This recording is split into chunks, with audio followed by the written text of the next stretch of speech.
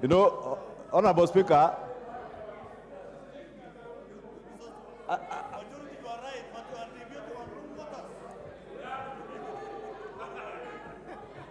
Honorable Speaker, if members can allow me to finish, because as the Speaker has indicated, this matter is not contested by anybody, not even the leader of majority. That is why I took the liberty even before the matter was raised before the House, because you all forget that I represent the people of Kikuyu, first and foremost. And I have said it numerously. I don't sit here to represent, I don't represent government. Neither do I represent the Cabinet Secretary for the National Treasury. I don't work for them. I work for the people of Kikuyu. And when it comes to an issue, when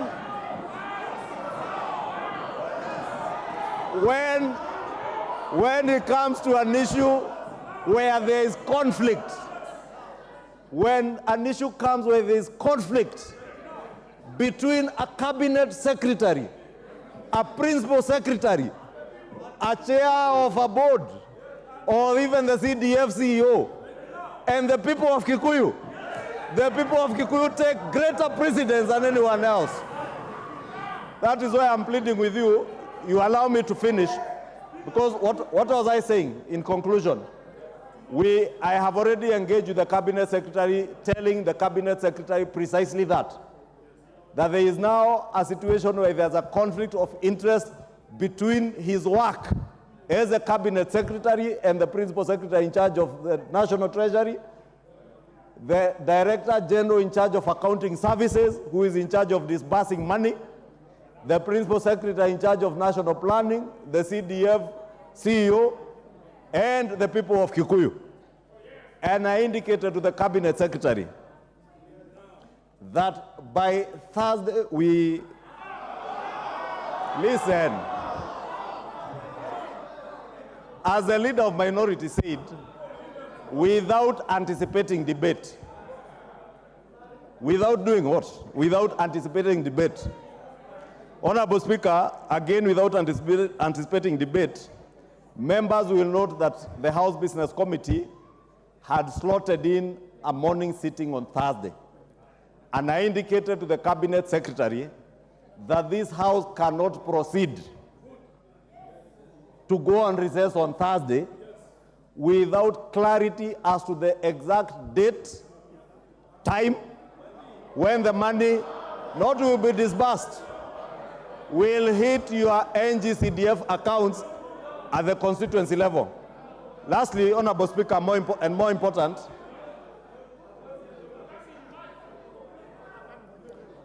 Honorable Speaker, and I beg for members to listen, and it's easier to listen, Honorable Makilap, than shout from behind me. It is easier to lend me your ears and ask the Speaker. That is what happens in the August House. You don't shout from your seat. You request the Speaker to give you the mic and you say what you want to say. More importantly, Honorable Speaker, the NGCDF CEO has indicated to me that and the chair of the NGCDF committee can confirm, we must act with equity so that no constituency is left behind. There are about 36 constituencies whose proposals are yet to be received by the CDF committee.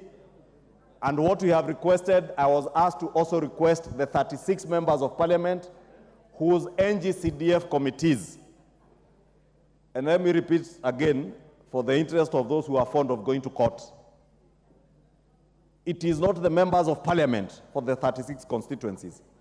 It is the 36 members of parliament to cause, in their oversight role, their NGCDF committees to submit proposals to the board so that they are not left behind.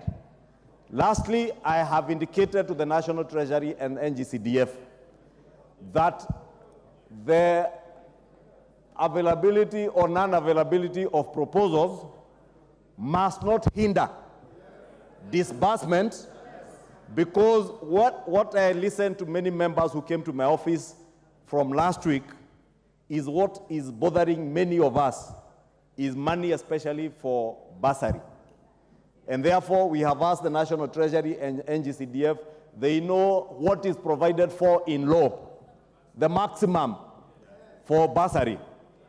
With or without the proposal, we must cause them to disburse at least up to that 40% for bursary, so that by the time our children are breaking from their Christmas break, we have processed the bursaries, or rather the NGCDF committees have received applications, processed bursaries, and they are ready to disburse those bursaries before schools open. Therefore, Honorable Speaker, the Cabinet Secretary is on his way back to the country, because we were speaking on Monday, yesterday, well, he was preparing to get back from COP28, and upon his arrival, I should be able to give a progress report on that particular position